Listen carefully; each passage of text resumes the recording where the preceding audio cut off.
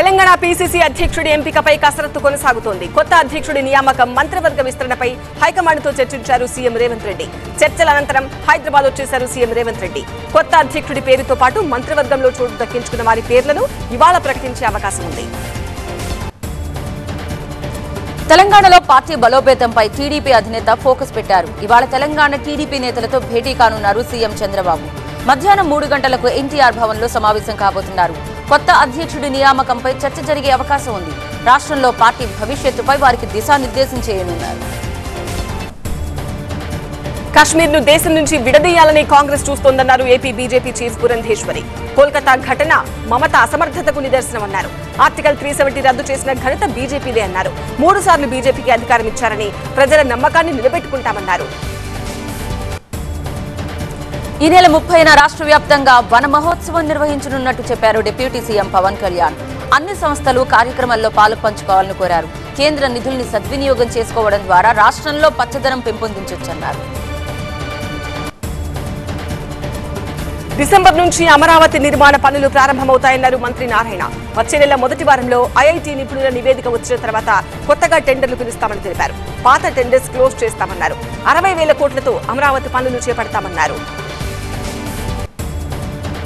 గత కొద్ది రోజులుగా అనారోగ్యంతో ఇబ్బంది పడుతూ ఇటీవలే సికింద్రాబాద్ యశోద హాస్పిటల్లో చేరిన జిట్టా బాలకృష్ణారెడ్డిని మంత్రి కోమటిరెడ్డి వెంకటరెడ్డి పరామర్శించారు. బాలకృష్ణారెడ్డికి ఎలాంటి చికిత్సను అందిస్తున్నారు, కోలుకునేందుకు ఎంత సమయం పడుతుందని ఆరా తీశారు. అనంతరం జిట్టా సతీమణి సునీత, కుమారుడు వివేక్ తో మాట్లాడారు. జిట్టా ఆరోగ్యంపై డాక్టర్లు భరోసా ఇచ్చారని, ఎలాంటి ఇబ్బంది లేదని వారికి ధైర్యం చెప్పారు. అండగా ఉంటామని హామీ ఇచ్చారు. అనకాపల్లి జిల్లాలో పర్యటించారు కేంద్ర మంత్రి భూపతిరాజు శ్రీనివాసవర్మ. ఎసెన్షియా ఫార్మా ఘటనా స్థలాన్ని పరిశీలించారు. అనకాపల్లి హాస్పిటల్లో చికిత్స పొందుతున్న క్షతగాత్రులను పరామర్శించారు. వారి ఆరోగ్య పరిస్థితులపై అడిగి తెలుసుకున్నారు. ఆడుదాం ఆంధ్రాలో జరిగిన అవినీతిని నిగ్గు తేలుస్తామన్నారు మంత్రి రాంప్రసాద్ రెడ్డి. దీనిపై ఇప్పటికే విచారణ మొదలుపెట్టామన్నారు. అవినీతికి పాల్పడ్డ వారిని కటకటాలకు పంపుతామన్నారు. సొమ్మును బయటకు కంకిస్తామని చెప్పారు. శ్రీకాకుళం జిల్లా ఫరీద్పేటలో ఈ నెల 18న జరిగిన ప్రత్యర్థుల దాడిలో తీవ్రంగా గాయపడ్డ వైసీపీ కార్యకర్త కూనప్రసాద్ విశాఖ కేజీహెచ్ లో చికిత్స పొందుతూ మృతి చెందారు. మృతుడు కూనప్రసాద్ మృతదేహాన్ని స్వస్థలం తీసుకొచ్చే క్రమంలో ఉద్రిక్తత నెలకొంది. ఈ హత్యకు కారణమైన వారిని అరెస్ట్ చేయాలని, అంతవరకు మృతదేహాన్ని గ్రామంలోకి తీసుకువెళ్లమని వైసీపీ కార్యకర్తలు రోడ్డుపై బైఠాయించారు. బాధిత కుటుంబ సభ్యులకు పోలీసులు నచ్చజెప్పడంతో మృతదేహాన్ని తీసుకువెళ్లారు. తుమ్మిడిగుంటలోని అనధికార నిర్మాణాల్లో ఎన్కన్వెన్షన్ 1 అన్నారు హైడ్రా కమిషనర్ రంగనాథ్. చెరువులోని ఎఫ్టీఎల్లో ఎకరా 12 గుంటలు, బఫర్ జోన్లో పరిధిలోని 2 ఎకరాల 18 గుంటల్లో ఎన్కన్వెన్షన్ నిర్మించారన్నారు. ఈ నిర్మాణానికి జీహెచ్ఎంసీ నుంచి ఎలాంటి అనుమతులు లేవన్నారు.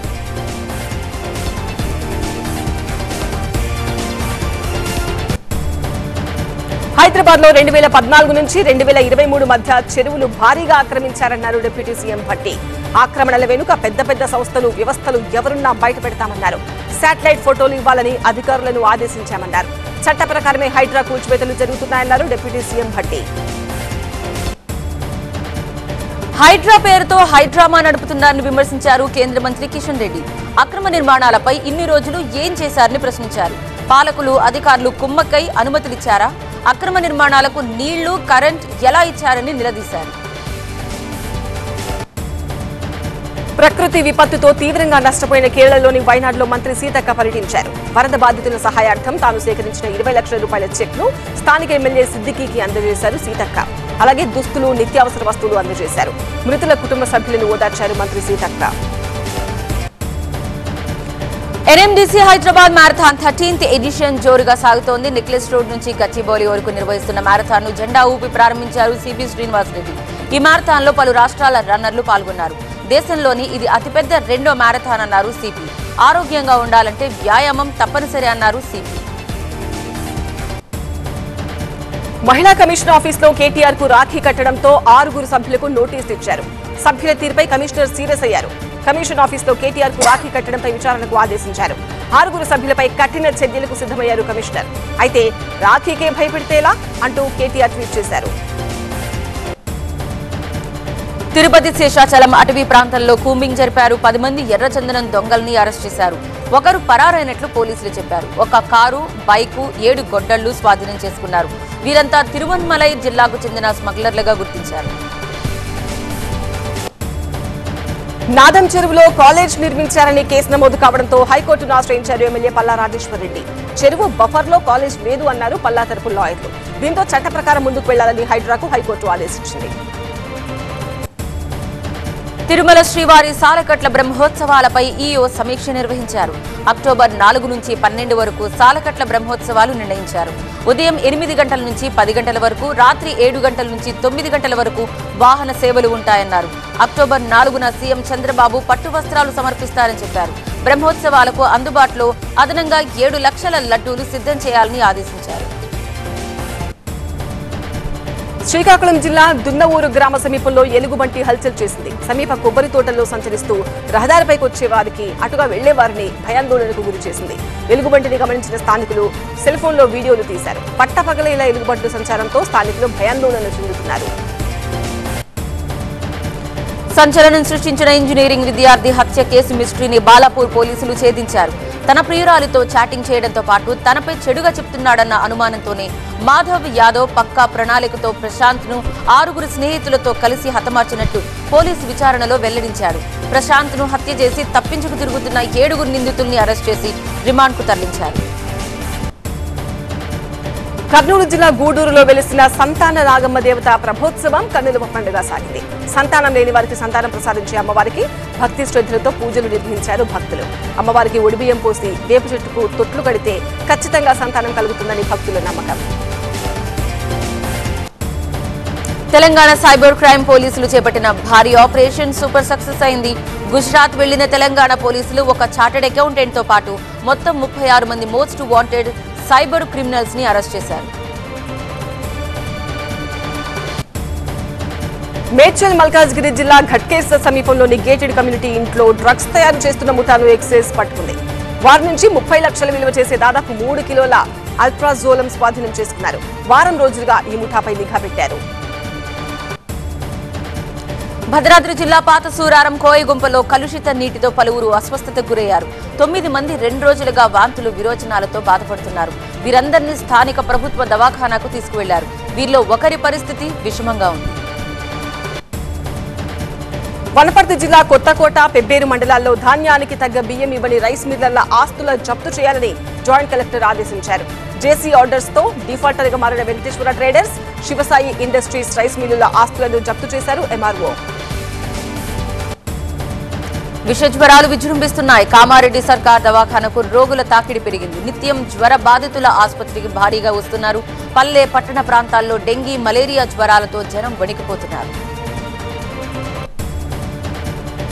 కేంద్ర కేబినెట్ కీలక నిర్ణయాలు తీసుకుంది. కేంద్ర ప్రభుత్వ ఉద్యోగులకు కొత్త పెన్షన్ స్కీమ్ కు ఆమోదం తెలిపింది.